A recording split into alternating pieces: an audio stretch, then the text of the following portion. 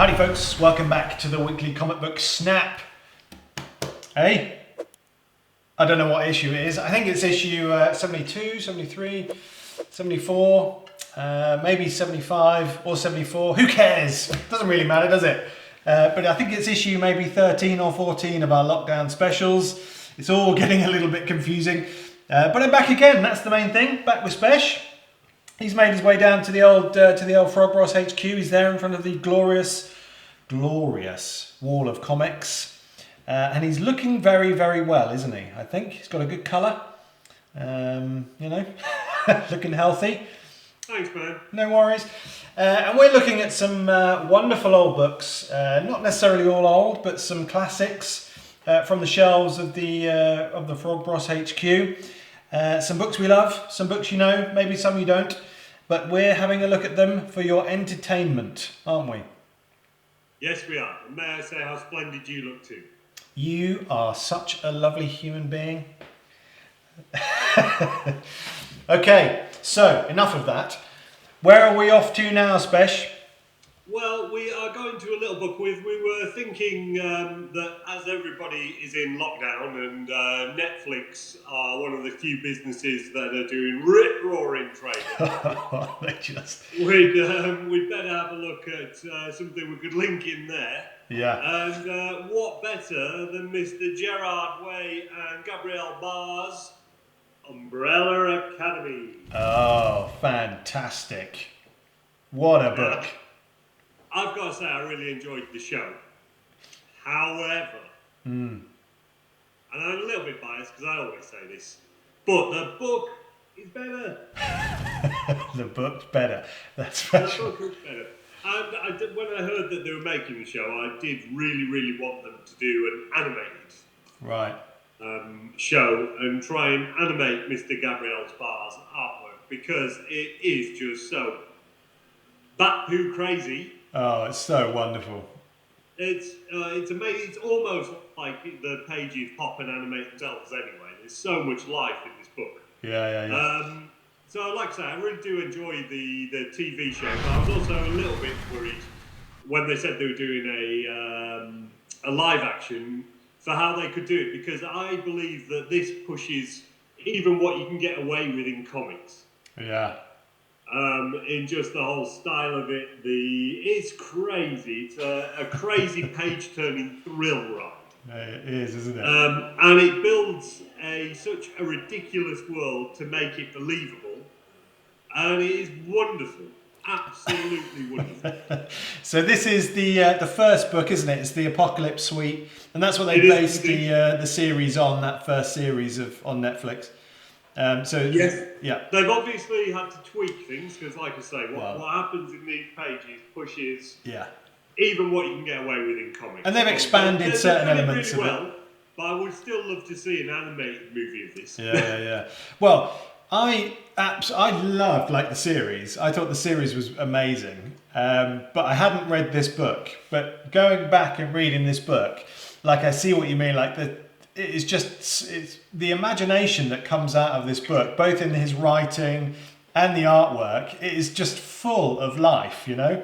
It's just an absolute joy to read. And the pages just pop. The storytelling's super simple, but deceptively so. I think it's just really well crafted, and all the characters are amazing. It's so cool. It is, like I say, it's very, very accessible, and all the characters just have that little hook, so you know who they are straight away. Yeah. And you're very much rooting for them. It's kind of a Fantastic Four on acid, if you take the Fantastic Four being the first family. Yeah. And then just seeing where this family could go. So they're a very, very dysfunctional family. Hugely so.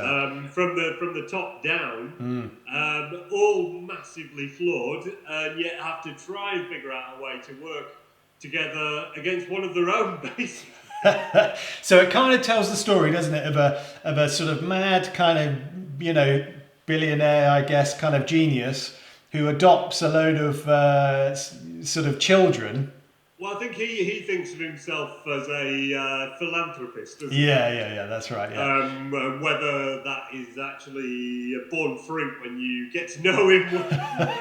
He's not the nicest of characters, but he No. he adopts a load of children, doesn't he, that are all born on a sort of certain sort Well, of... just yes, a bunch of kids who were born from mothers who previously had shown absolutely no signs of being pregnant. Yeah. All born at the same time. Some of them meeting some rather horrible grisly ends on trains and stuff. Yeah, that's terrible, isn't it? But then he finds the remaining ones and adopts them all. Yes, Yeah. and they become the Umbrella Academy, but never have a real life, do they? No, that's right, and it's there is some quite sort of sad. I mean, there's some sad moments in there. I think, you know, if you think about the sort of the arc of these characters, they start off as these kind of fresh faced and, you know, pretty kind of keen sort of superheroes, and by the time we get to them when they're grown up, they're all like just completely dysfunctional and sort of filled with their own sort of trauma, and, you know, they've got their own personal kind of demons with each other as well as themselves. Well, even in such a small book, you get to see why that is. Yeah. But it's just done in, it's not morose, like it's done in such an entertaining way. It turned out pretty well. Yeah. And they've all got their own character. I don't know, I just thought it was way cool. And there's something about it tonally that, again, for me, like with all of these really great books, like it's how the art and the writing kind of sync together, you know, to create this this kind of tone for books. And this just kind of does it perfectly. Like the writing and the artwork are just perfect for each other, you know? Absolutely, I think it does show the changeability between the two, because, like we've said, it's got a real kind of melancholy part to it, and yet the art is just so bouncing and so vibrant. Yeah. But I think that's why it kind of it's got melancholy, but also with a genuine uplifting side to it as well. Yeah. Which is alchemy almost, you know? How It's wonderful. And it was his first comic. I know, yeah. Chops, eh? Writing chops. Oh, yeah. I mean, it just blows you away. It's fantastic. And now there's 2 more volumes have come out since this, and it just carries on being astoundingly good. And is it the same team? It's obviously Gerard Way. Yeah. Yeah, okay, same artist and whatnot, yeah. Absolutely. And the other thing that we sometimes don't do all the time on the Snap, maybe as much as we should, is a bit of kind of pay a bit of attention to the colorists and so forth, because the colours in this book I thought were really great as well.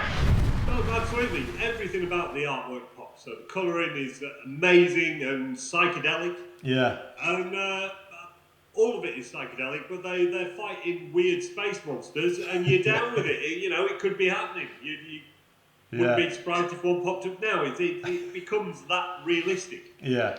And we've said on this before that is an amazing thing to be able to do, to make us believe in such ridiculous worlds. Yeah, sure.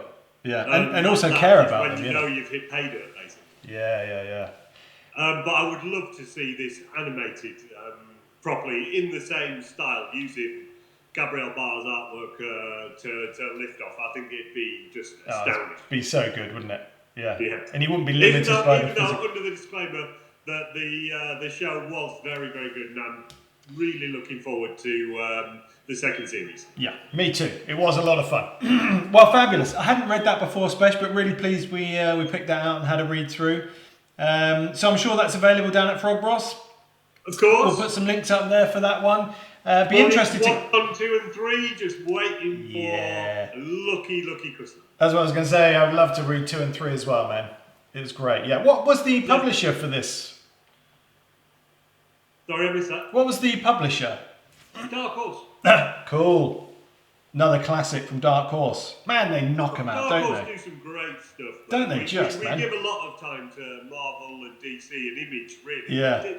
Dark Horse do such beautiful stuff a lot of the time. Yeah, they do, man. Yeah. We should pay a bit more kudos to the old Dark Horse collective. Should maybe do some Hellboy at some point. Yeah, that would be cool, man. Yeah. Hey, but the viewers don't want to watch us chatting about this. No. This is for the office, Will. Excellent. Okay, there we are, Snappers. Well, thank you very much for turning up again. Thanks to all the new subscribers. Thank you for your comments, for your love. If you do like the videos, obviously, give us a like. We love to hear from you. So if you've got anything to say, any suggestions, then drop us a line. But we will be back again, hopefully in a little closer to each other. I won't just have the screen, I'll have the real thing. That's what I need. That's the point. So I can smell you. We'll be back soon. Do look after each other. In lockdown. Sorry, say again. I said you don't. I haven't bathed in the whole 8 weeks of lockdown. Well, that's even better for me.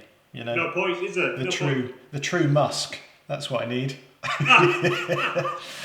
Nice one. Well, there we are, Snappers. We'll be back again. Until we see you again, do look after each other. Do take care. Stay safe. Be good. And spread some love.